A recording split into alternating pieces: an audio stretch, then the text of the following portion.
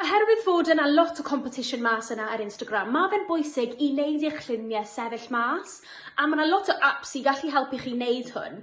A yr un gorau dwi'n defnyddio yw Adobe Lightroom, a mae hwn yn galluogi chi i wneud y llun yn fwy llachar, neu yn fwy dywyll, allwch chi defnyddio fel preset i wneud fel filter i wneud yn lliw neis.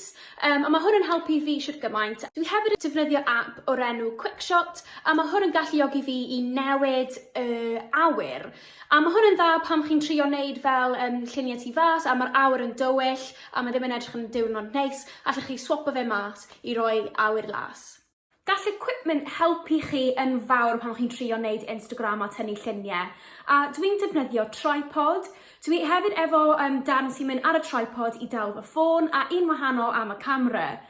Hefyd dwi'n defnyddio ring light, falle selfie stick, a hefyd mae gen i remote control i tynnu lluniau o bell, ond weithiau os ti yn gwneud rhywbeth gyda fel products neu bwyd, chi ddim angen hwnna shit gymaint, ond mae fe yn helpu pan chi'n gwneud ar ben eich hun hefyd.